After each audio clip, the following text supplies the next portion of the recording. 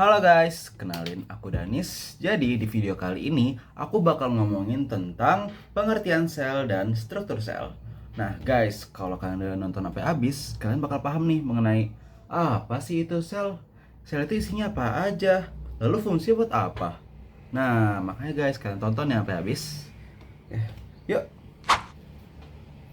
Nah, teman-teman, kalau kalian lihat nih di sini tuh ada 3 gambar sel ya, teman-teman. Nah, itu maksudnya apa? Berarti sel-sel itu bukan satu jenis, teman-teman. Sel itu ada banyak bentuknya. Nah, kita lanjut ya ke penjelasannya. Sebenarnya apa sih itu sel? Nah, teman-teman, jadi kita sebagai makhluk hidup nih, kita itu tersusun dari banyak banget sel. Jadi misalnya nih, di tubuh kita misalnya satu manusia nih, eh kita misalnya kita coba ambil sistem pernafasan. Nah, di sistem pernafasan itu kita butuh paru-paru. Nah, di paru-paru itu hasil paru-paru itu merupakan eh, hasil organ dari kumpulan jaringan-jaringan, teman-teman. Nah, jaringan itu juga merupakan kumpulan dari sel. Nah, makanya sel ketika dia udah berkumpul dengan yang sefungsi, dia bakal berubah menjadi jaringan. Nah, jaringan yang sefungsi dia itu bakal menjadi organ.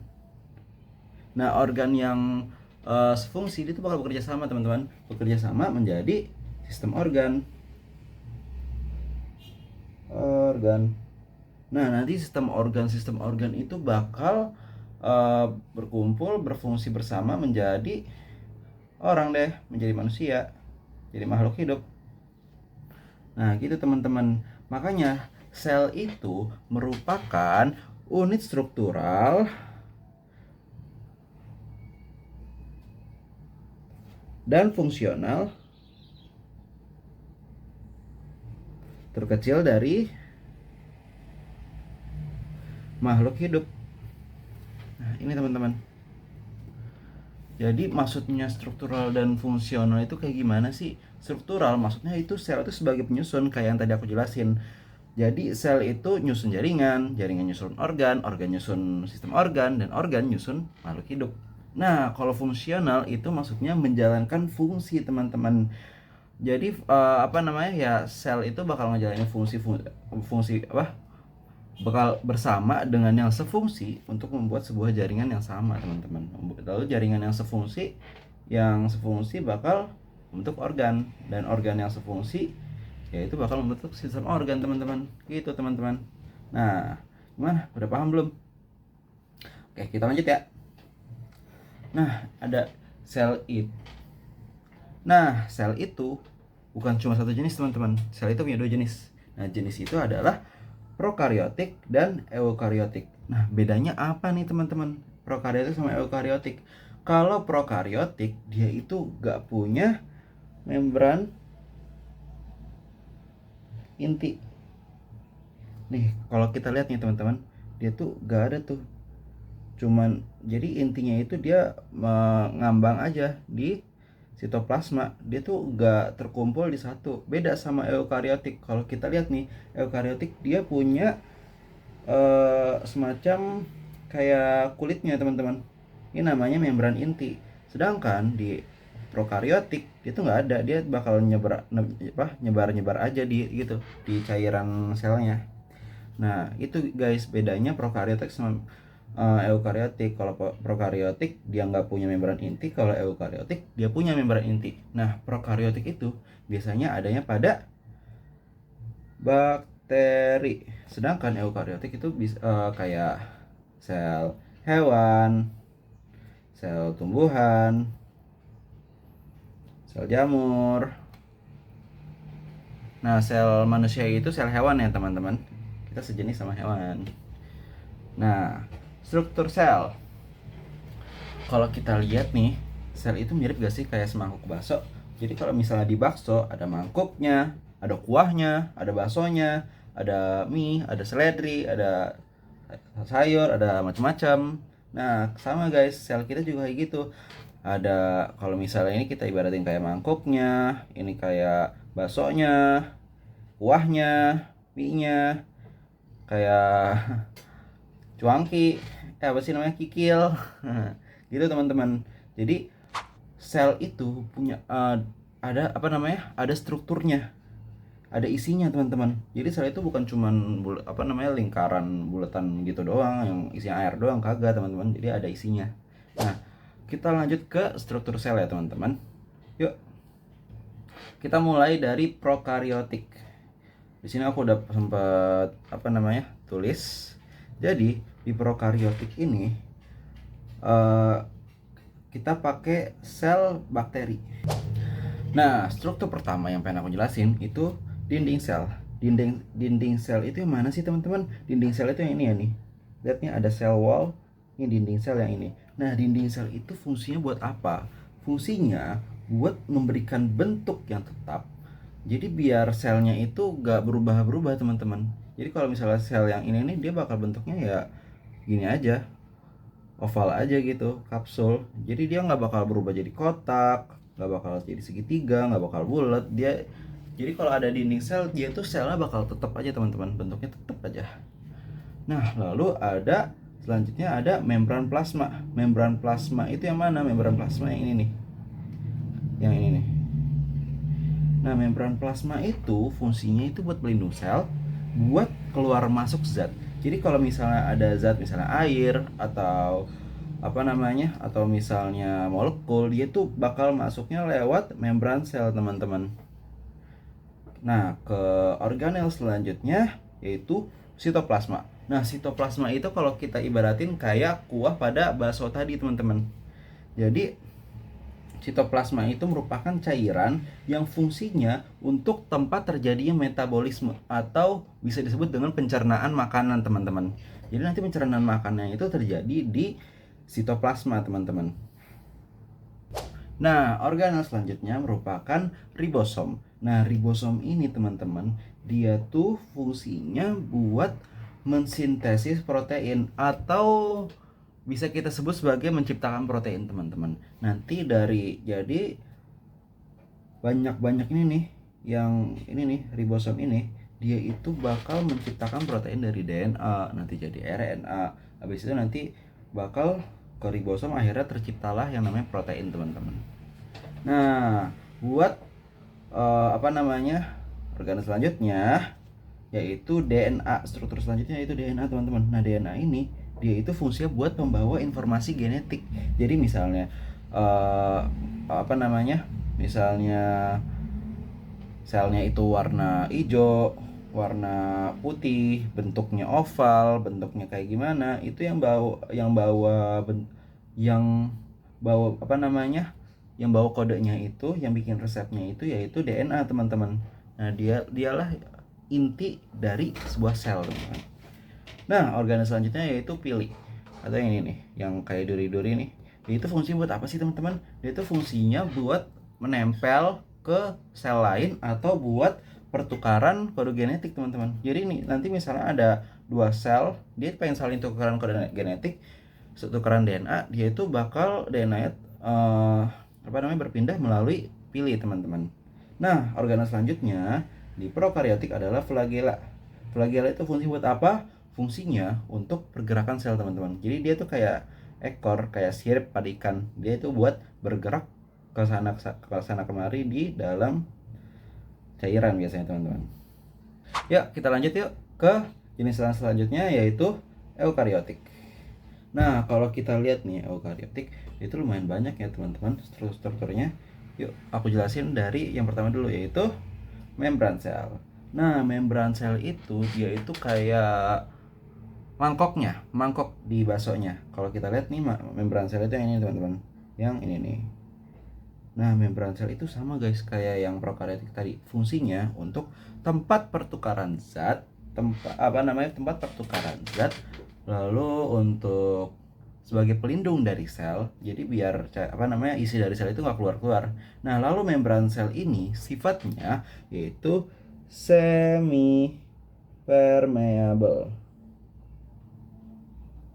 Maksudnya apa nih semi permeable? Semi permeable itu maksudnya dia bisa milih-milih teman-teman. Jadi zat apa yang bisa masuk, zat apa yang bisa keluar.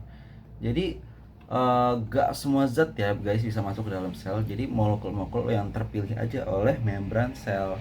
Jadi misalnya kayak air dia bisa masuk. Lalu kalau misal ada molekul yang kegedean dia tuh nggak bakal bisa masuk teman-teman.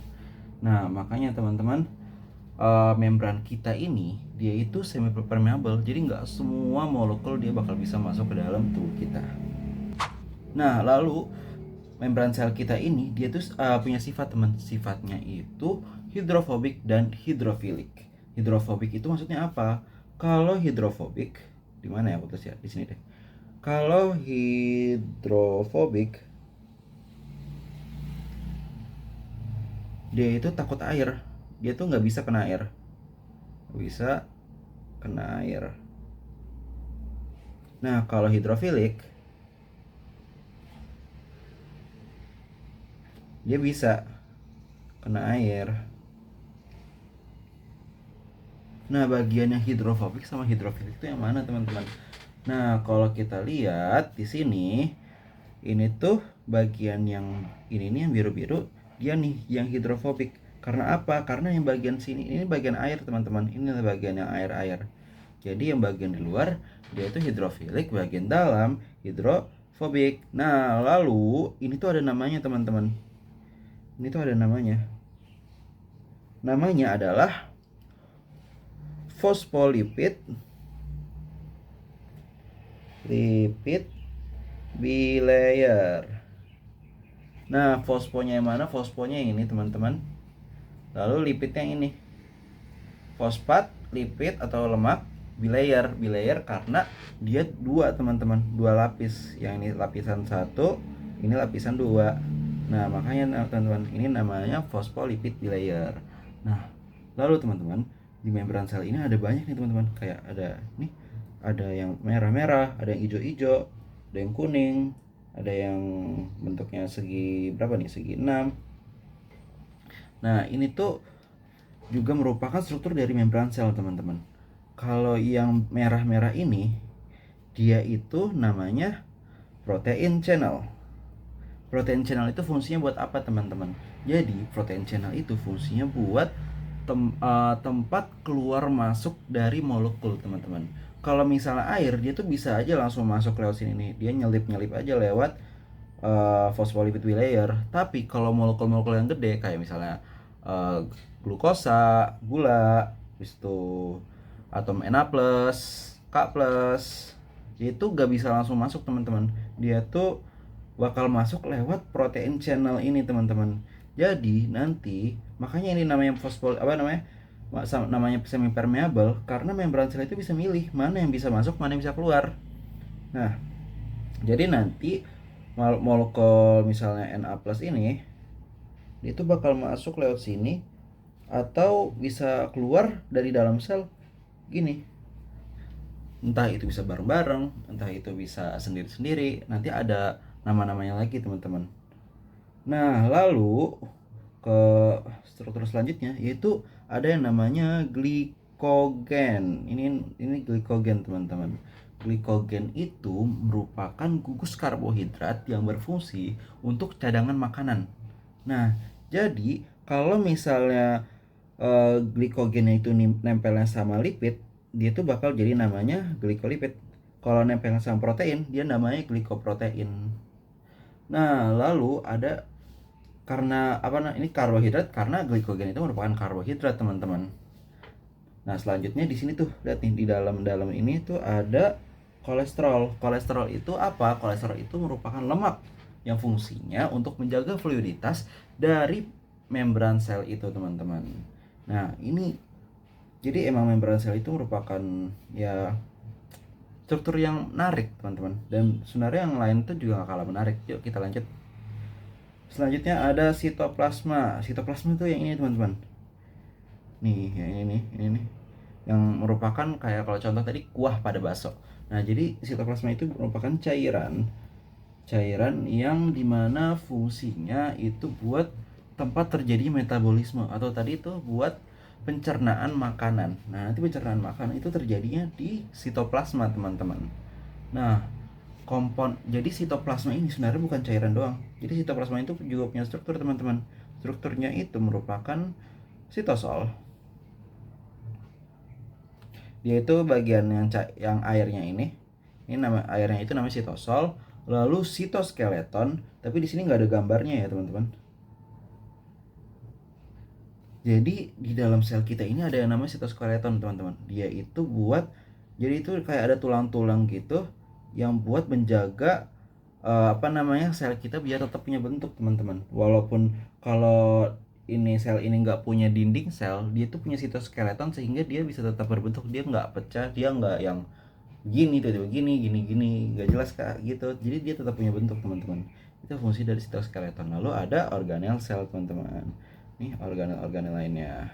Yuk kita lanjut ke organel selanjutnya, yaitu nukleus. Nukleus atau bisa kita sebut sebagai inti sel.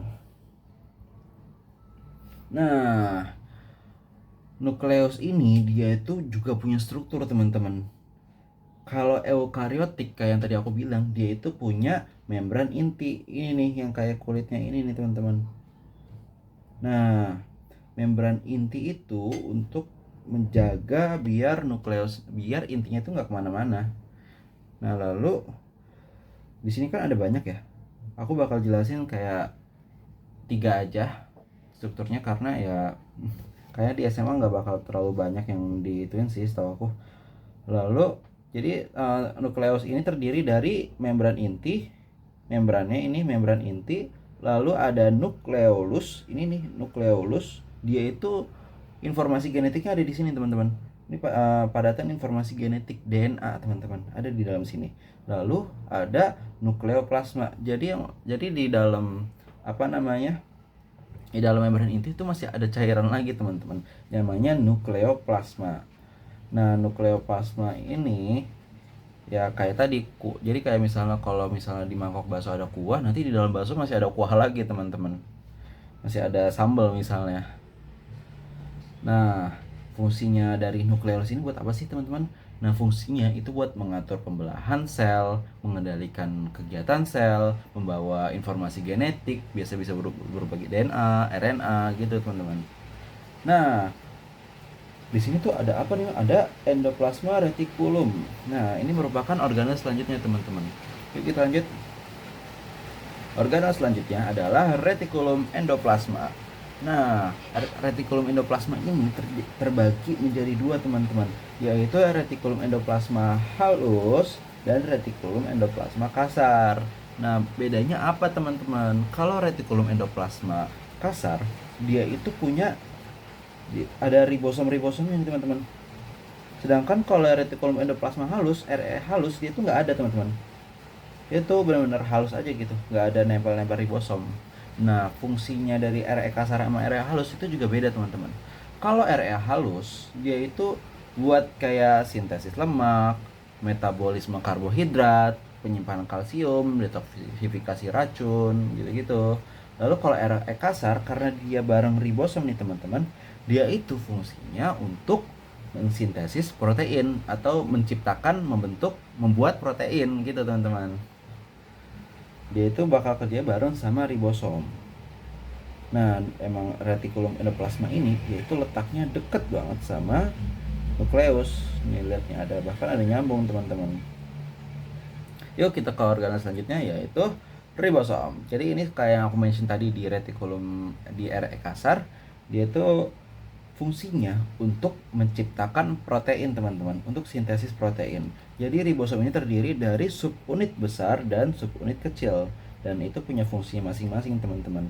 Nanti apa namanya, dari DNA dia itu bakal menjadi RNA, lalu RNA nanti masuk ke sini, lalu akhirnya terciptalah protein teman-teman, nanti keluar lewat sini. Ini nanti tercipta protein gitu teman-teman.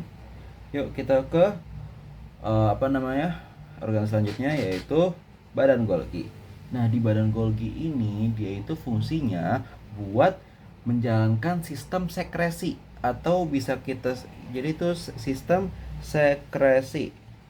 Nah, atau bisa kita sebut modif protein. Nah, maksudnya gimana? Jadi misalnya protein tuh udah diciptain nih sama ribosom.